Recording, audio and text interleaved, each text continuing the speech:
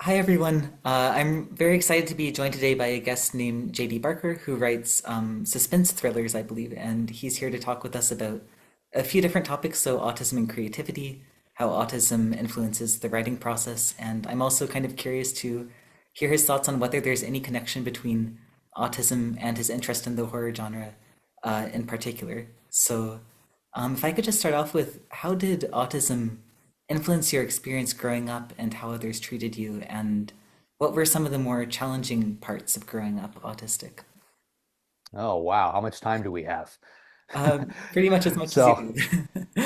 all right. So I was born in the 70s. So back in the 70s, they did not look for autism. It wasn't something that they watched for. If you had it, like you were kind of the weird kid they pushed off into the corner. It wasn't treated in any way whatsoever. So that was basically the first half of my life. I was a very quiet kid. I had, very limited social skills, so I didn't spend a whole lot of time with other people. I also grew up without a television in the house, and I was reading at a very early age. I was reading by the time I was three. I had read all the Hardy Boys and Nancy Drew mysteries. I don't know if you remember those. Then I moved on to like Charles Dickens and stuff like that when I got into kindergarten. But I would basically get lost in books, and not knowing that I was autistic, I think that was, it was kind of par for the course because it allowed me to retreat into my own head, which is kind of my safest, happy place. Um, but I basically spent, the first half of my life without knowing that I was autistic, without a diagnosis. I finished, school. I went off to college. I got a degree in business, another one in finance. I got halfway through a psychology degree. I was working in the corporate world. I was a chief compliance officer for a brokerage firm when I finally learned what was going on. And I was very good at the job, and and again, this is being autistic. Like I understand why I was good at it. I was basically in charge of making sure every rule and regulation was adhered to by our employees and by our clients. So every transaction that passed through this brokerage firm, I had to review it against, a long list of rules and regulations. So working with data, which is something that I've always gravitated towards. I was fantastic at that part of the job, but I was terrible with dealing with people. So when somebody did something wrong and I had to actually speak to somebody and talk to them about it, I was never good at that part. And at one point, my boss, like he saw the fact that I was good at, one portion of the job, not the other. He sent me to anger management classes because he didn't know what was really going on either. But, we felt that was a good place to start. And I sat down with this woman, and she was a therapist. We got about 20 minutes into the conversation, and she stopped and she said, "Have you ever been tested for autism?" And I had no idea what that was other than seeing the movie Rain Man when I was younger. Like that was basically my only introduction to it. And it was nothing like that. But she started pointing out that, throughout the conversation, I hadn't made eye contact with her. My thumb and index finger are constantly rubbing against each other in like a little semicircle. Like I do that all day long. Whenever my brain is going, my fingers are doing that. A lot of little things started coming up, and she worked with autistic children during the daytime. That was kind of half of her job. So like she saw those flags and brought it up. So from there, I went through some testing, and ultimately we landed on the diagnosis of Asperger's syndrome, which I think today they just say you're on the spectrum, but back in the day it had an actual name. And once I got that, again being autistic, now somebody put a problem in front of me that I could solve. So I just dove head first in, and just started researching everything that I could, reading books, watching movies, documentaries, and just started to understand it. And working with that therapist, I worked through a lot of those issues. So she basically taught me how to make eye contact in a conversation, how to deal with social situations. If you're autistic, or at least like in my world, like, I kind of play the part of somebody in certain situations. So if I'm in a party, surrounded by people, I basically take the cues from those people to figure out what I'm supposed to be doing. So if somebody cracks a joke, I may not find it funny, but if everybody else is laughing, I laugh. But always like on a millisecond delay. I'm always a little bit behind, and it takes a lot of work in order to do that. But she kind of taught me how to fine tune those things, so I at least gave the impression that I belonged. The downside to that is that's all that it really is me giving the impression that I belong. From an energy standpoint, it takes a lot of energy to actually keep up that front. And when I'm in those kind of situations, I can do it. But then as soon as I walk away, I basically crash. I have to, recharge the batteries. So I got that diagnosis back when I was 22. Now I'm 53. I've got about 30 some years in the rear view of dealing with this. Some things have improved, other things haven't, but that's kind of where I'm at. Yeah, thank you so much for your answer to that. The next question is a little bit of the inverse. So I really appreciate you highlighting some of the barriers, especially I guess, some time ago that were particularly prominent at that point in time. I was wondering if you also have areas of being autistic or traits related to being autistic that you really enjoy or appreciate, whether you have kind of a favorite part of being autistic or personal qualities that you think autism might have given you that you really enjoy having. Yeah, so that was one of the things this therapist had us focus on very early on. Autism brings a lot of negatives, or like, differences, I guess you probably shouldn't call them negatives. But it also brings a lot of, key things that I'm capable of doing that, other people can't. I was very good at writing computer code, and that was mainly because, when I wrote that first line of code, I had to understand how it impacted the last line of code, and my brain would fill in everything that kind of fell in between. In today's world, I'm a New York Times bestseller. I write suspense fiction, thrillers. Um, but my stories are extremely complex. I mean, you can't really see my desk on video, but like there's literally nothing on it other than my Mac. I don't have notes everywhere. It's all up here in my head. And I think because I started reading at such an early age, the form of a story, that actual structure, the framework, it got embedded in my brain. And I've never had any formal training on the writing side, but I know when I get to a certain spot in the story, a twist needs to happen here. This needs to happen here. This needs to happen here. Like those pieces just kind of all fall together. And I know that's because I'm autistic. I wouldn't be able to do that without it. So, my wife calls those superpowers, like these things that I can do that other people can't do.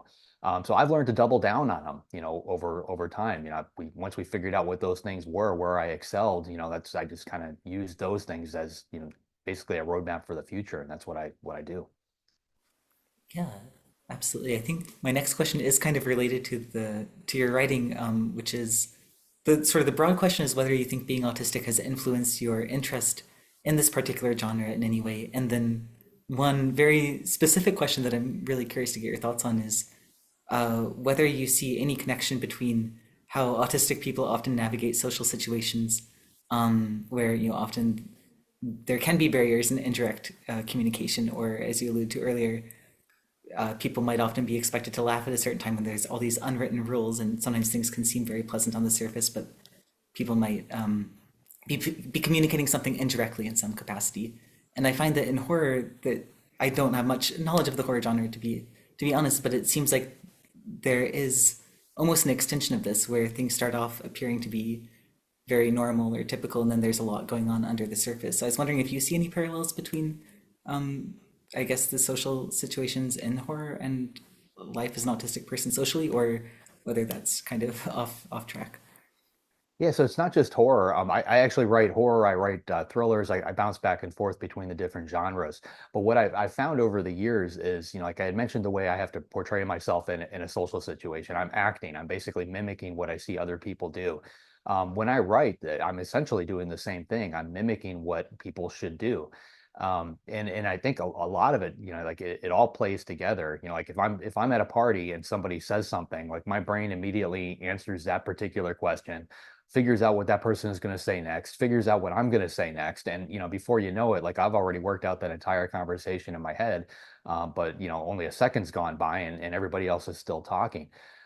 In the writing world, I'm basically taking that to the next level. Those conversations play out in my head and I'm writing them down. I'm mimicking other people. So like on paper, I can become a doctor, I can become an astronaut, I can become a police detective. And those characters to me are fully fledged real people. I see them, I hear them, I know exactly, how they're going to react under certain situations. And I think that resonates in the books themselves. I think that's why readers feel the characters are so real. And again, I think this is something I would never be able to do without autism. Absolutely, that makes a lot of sense. And are any of your plot lines and or characters directly connected to autism or neurodiversity in some way? So, for example, do you have characters who you would consider to be autistic even if they're not labeled as such in the book? Um, I haven't purposely done that yet. yeah. I'm sure sooner or later I'll write a character that's autistic. The closest thing I have is I've got an FBI agent who has a very good memory. And I've kind of modeled that after my own because I literally don't forget anything. It's weird because like, making eye contact, if I'm having a conversation with somebody, if I look them in the eyes, I won't remember any of that conversation because in my head, I'm basically telling myself, keep eye contact, keep eye contact, keep eye contact. And like it literally drowns out, the actual conversation. But if I look off to the side and focus on something else, I can remember that conversation word for word years later without any problem. And it's funny because I'm married and my wife knows this. So like she knows that if I'm looking directly at her when we're having a conversation, I'm really not paying attention. If I'm looking off to the side, she knows that she's actually, got my attention and I'm following along. So it's kind of the opposite of what other people are like. Yeah, I have something very similar actually. I find that that's part of the reason why I think it can be really helpful for people to have more autistic perspectives when they're learning about autism, because otherwise things like fidgeting or not making eye contact can be perceived as someone not paying attention that needs to be corrected when it could be the exact opposite. It could be what enables them to pay attention. So the next question is something that you've already, I think, touched on, but it's how has autism influenced your way of thinking and creativity, especially when it comes to writing?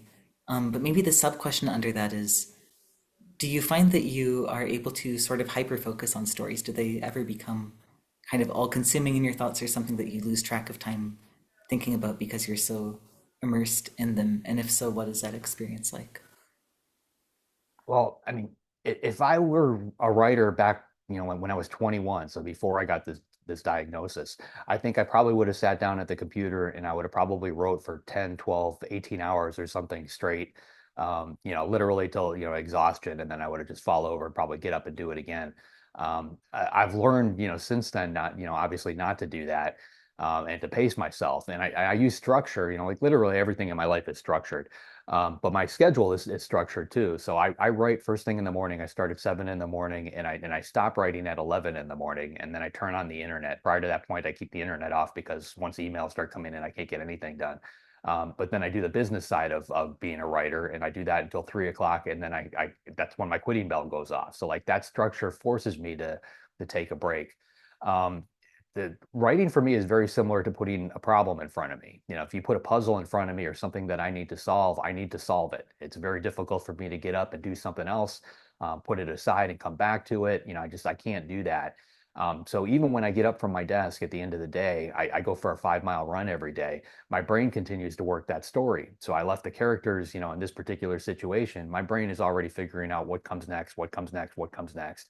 And the nice thing about that, honestly, is when I sit down the next day to write again, I already know what comes next and I just keep going with the story. So I never find myself staring at a blank page.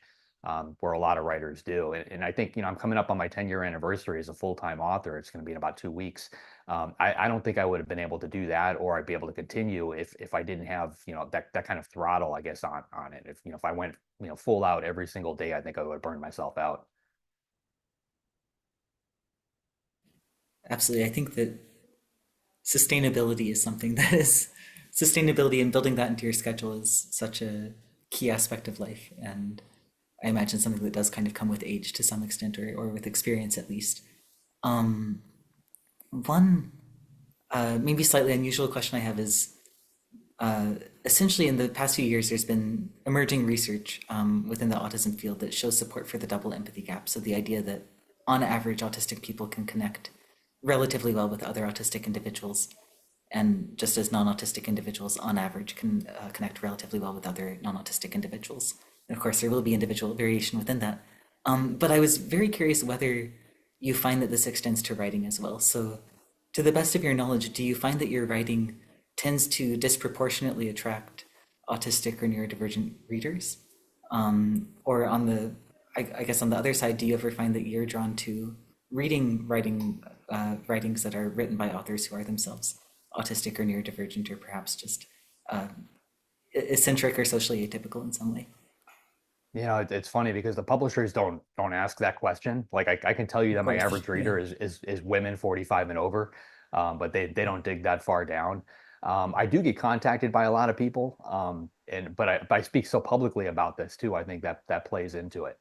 Um, For me, and it's funny that you bring that up. I mean, I can tell that you're autistic. Like I could tell, the second we clicked in, Sure. I'm sure you can tell too, and Yeah. like I could stand in a room of 100 people and I can point, like you find each other. It's a very, very weird thing. I think we can all relate, because like you and I probably think very similarly. We can have a conversation on that level, which is a very different conversation than we would have with somebody that's atypical. So I think that's out there. Where it jumps out to me is when I read autistic characters. Because a lot of authors get it wrong. A couple of authors do get it right, but like those things tend to jump out at me.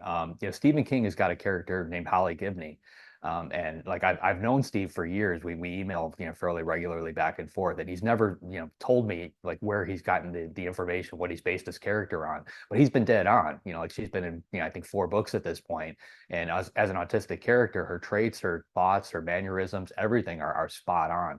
So he's either done a hell of a lot of research or he's got somebody in his life that he's modeling this person off of. Greg Hurwitz has a character as well that he does a great job on. From a movie standpoint, this is kind of silly, but like there's a movie with Ben Affleck called The Accountant where they nailed it, like in that particular role, and he played the part perfectly, but the way that they wrote it, like they ticked every single box and they got it right. Um, so those kind of things do jump out at me, and I honestly couldn't tell you if like an atypical person sees that too. I'm guessing that they don't. They're not really looking for it. Thank you. That makes sense. Is there anything specific that you hope that readers experience when they read your work? Um,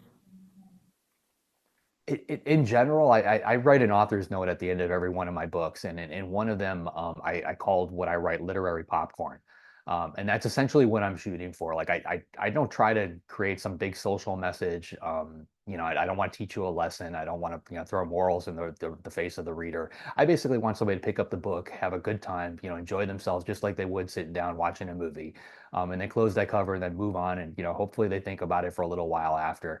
But that's about it. and then the last question is just, is there anything else that you would like to add on any topic really that I've forgotten to ask about? No, I mean, I speak to a lot of parents of autistic children, and I think the one thing that tends to come up quite a bit, particularly with the younger ones. First of all, it's fantastic that they're diagnosing these kids at a much earlier age. I've got a daughter who's 7, and she received a diagnosis about 6 months ago. And the treatment that I'm seeing her get, like if I know that if I would have gotten that same treatment back when I was younger, it would have alleviated a lot of headaches that I had over those next couple of decades. So the fact that they're doing that is fantastic. But if you have a child that is autistic, try to find that one thing or a couple of things that they do gravitate towards, and then once you find those, isolate them, highlight them. That can open a door because now you've got something you can talk to your child about, something you can encourage, and if you do that, that will open doors to other things. They're going to be more open to talking to you about the things that they don't like and what doesn't work. And I think as a parent, you want to have that dialogue with your child. Yeah, I definitely agree with the importance of supporting children's intense interests. I have an autistic child as well who loves elevators, and even though I don't personally have like that deep intrinsic love of elevators to the extent that he does, it seems like such a good way to connect with him. And yeah, I think the intense interest can be such a source of joy and meaning for autistic people that it's really great when parents can understand and appreciate that. Um, but more generally, thank you so much for the opportunity to interview you and for sharing your thoughts and experiences. It was very interesting to learn from you. So thank you. Well, thanks for having me. I appreciate it. Take care.